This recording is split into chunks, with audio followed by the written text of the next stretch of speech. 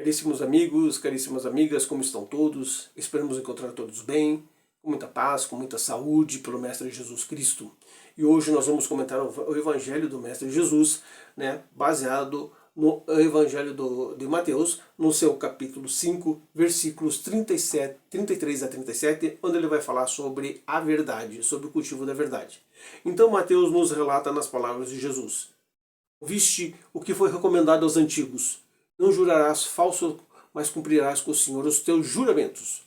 Eu, porém, vos digo que não jureis de forma alguma, nem pelo céu e nem pela terra, que é trono de Deus, nem por Jerusalém, que é a cidade do grande rei. Não jurareis também pela vossa cabeça, porque não podeis tornar branco ou preto um só fio dos seus cabelos. Limitai-vos a dizer sim, sim, não, não. O que disso passar procede do maligno." E Richard Simonetti vai comentar nesse capítulo: "Segundo o mandamento da tábua da lei, precetua: não pronunciarás em vão o nome do Senhor, nosso Deus." Isso significa que para os judeus que eles deveriam abster-se de usar o nome do Senhor como testemunho da verdade. Habitualmente, segundo as suas conveniências, passaram a usar substitutos, como jurando pelo templo, pelo Pai, pelo céu, pela terra, por Jerusalém, por Moisés, pelos profetas. Jesus é muito taxativo nesse sentido, porque proclama que não deve jurar de forma alguma, porque tudo no universo é obra de Deus. Se jurarmos por alguém ou por alguma coisa, indiretamente estaremos envolvendo seu nome. Nossas afirmativas, segundo Jesus, devem sempre ser verdadeiras. O fato de alguém exigir o nosso juramento significa que nem sempre falamos a verdade. E quando o indivíduo habitua-se a mentira, nem sempre merecerá crédito. Porquanto para ele será fácil evocar a terra e o céu, pretendendo dar força de autenticidade às suas mentiras. E aqui nós vamos começar a fazer as nossas elucidações sobre esse capítulo, baseado no Evangelho do Cristo e baseado nesta parte do texto do Richard Simonetti, em que realmente já não é de hoje, e hoje eu acho que parece que está ficando, não sei se é impressão da minha parte, mas parece que está ficando cada vez maior, as nossas condições de darmos desculpas esfarrapadas sobre quando não queremos fazer alguma coisa. Quando as pessoas às vezes ligam para nós, hoje nós estamos no celular, ou mandamos pelo WhatsApp a resposta: hoje eu não posso, hoje eu estou ocupado, não vai dar. Não é isso que Jesus quer que a gente faça. Ele quer que você diga sim, sim, não, não. É incrível como nós temos, principalmente eu acredito assim, que o povo brasileiro ele tem assim uma certa dificuldade em dizer não para as pessoas, nós até aceitamos as coisas, mas depois nós voltamos nas nossas decisões, e ao retornarmos nessas nossas decisões, nós ficamos assim até um pouco invariáveis na nossa mentalidade de negar as coisas. Jesus disse: diga sim ou não. Não quero ir, não posso ir, não tenho condições, não vou atender você agora, ligue mais tarde que depois eu converso, Mas nós sempre temos aquela desculpinha: não, diga que eu não estou, diga que eu vou demorar, diga que eu vou voltar mais tarde. É uma desculpa que a gente sempre dá. Isso quando a gente quer negar alguma coisa e a gente inventa um monte de histórias, Principalmente naquelas condições em que às vezes as pessoas vêm emprestar alguma coisa pra gente, a gente diz assim: puxa, se eu pudesse, hoje eu te emprestaria, realmente não tenho condições hoje, mas talvez daqui a tantos dias, que você não vai ter mesmo também, ou se você tem, você não quer. Nós dizemos: não, infelizmente eu não empresto dinheiro, não empresto isso, não empresto aquilo. Eu acho as decisões assim infatigáveis melhor do que você estar se enrolando. Jesus disse que nós devemos fazer isso, pelo sim, pelo não. Nós devemos ser diretos e verdadeiros, e não inventar histórias sobre aquilo que a gente não quer fazer, e se caso a gente queira fazer, cumprir aquilo que a gente faz. Porque senão nós sempre vamos ficar nesse limbo de nós enganarmos a nós mesmos.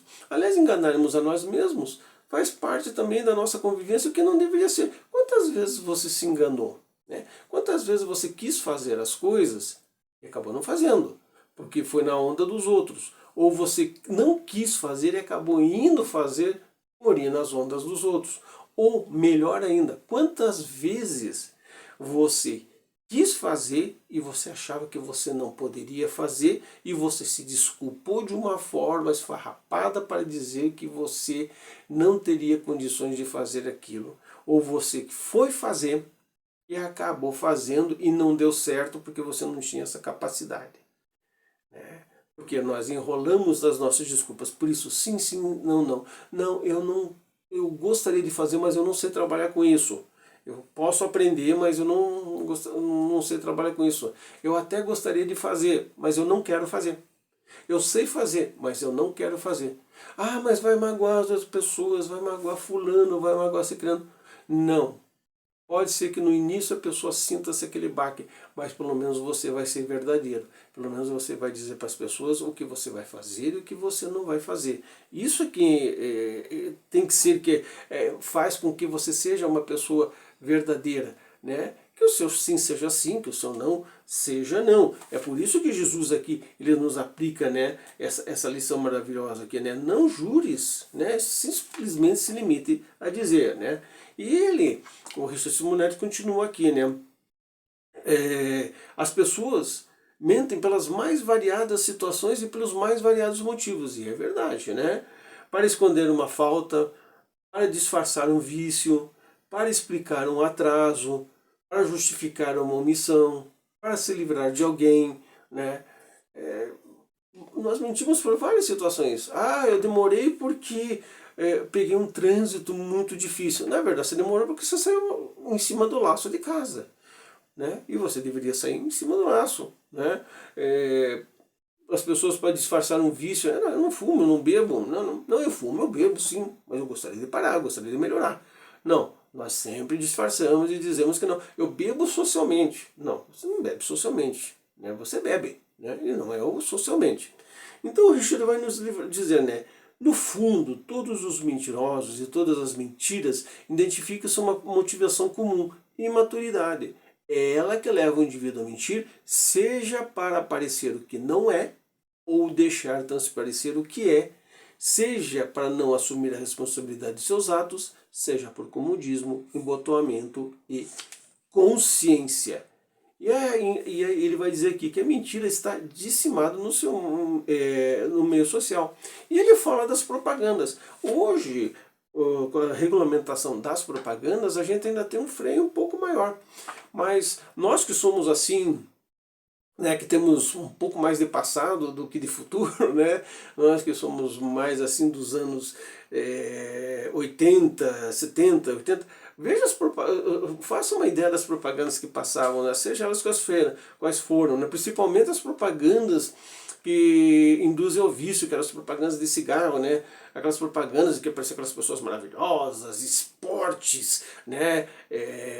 Eu vi em revistas antigas, né, essas propagandas assim, de até médicos, né, recomendando que fume isso daqui porque faz menos mal, não sei o quê, né? Tudo isso é mentira. Hoje nós sabemos que uma das maiores causas de mortes por problemas pulmonares e do coração é por causa dos vícios, por causa do cigarro, por causa da bebida. Mas antes eram enfatizadas. Então hoje as propagandas, graças a Deus, têm uma regulamentação um pouco maior. As pessoas até podem dizer, mas isso é censura. Não, é uma regulamentação boa, né? Propaganda para brinquedo para crianças. Quantas propagandas, né, se passavam? E às vezes algumas até bem mais enfáticas. E muitos pais não tinham condições de comprar. Então hoje em dia, né, nós podemos dizer que a regulamentação das propagandas, ela infelizmente é um mal necessário devido à nossa capacidade ainda de absorvermos determinadas coisas, determinadas situações, né? E ele conta aqui uma historinha aqui muito bacana, né, para nós finalizarmos aqui, que uma jovem foi trabalhar na casa de um abastado empresário, e na hora do almoço ele estava lá degustando a sua comida, quando tocou o telefone. E ela chegou para ele e falou, olha, é fulano de tal. Ah, diga que eu não tô. ela olhou para ele e falou assim, não, eu não vou dizer que o senhor não está. Eu posso dizer que o senhor está almoçando, que o senhor não pode atender agora. Não, diga que eu não estou, eu estou mandando. Não, eu não vou fazer isso. A minha consciência diz que eu não devo fazer isso. Não, menina, você quer ser mandado embora? Olha, o senhor pode até ser mandado embora, mas eu sou sincero, eu não vou falar isso. Aí esse empresário ficou louco da vida, ficou muito bravo e foi embora. Foi para casa, foi para o trabalho, perdão. Né? E lá no trabalho ele ficou pensando aquilo que aquela funcionária dele falou, né? E daí o sócio dele perguntou o que estava acontecendo, ele explicou, né?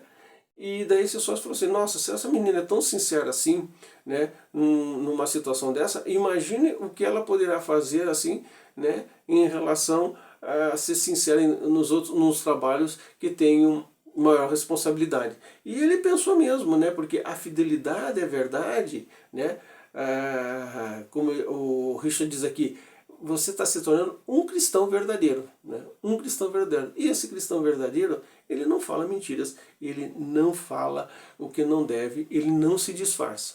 E no término ele deve dizer, devemos convir que em testemunhos a que somos chamados hoje não são tão terríveis, pede-se apenas que vivamos com intensidade, conscientes do nosso empenho no sentido fundamental, para que a doutrina espírita, que é o nosso caso, o cristianismo redivivo, se estenda sobre o mundo, não como simples repositório de fenômenos, mas essencialmente como roteiro de renovação e progresso para a humanidade.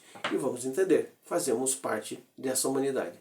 Então que o seu sim seja sim, que o seu não seja não. Não jure, né? Não faça falsos juramentos. Eu vou fazer, se isso acontecer comigo, eu juro que eu vou andar a pé até Aparecida. Não jure, não.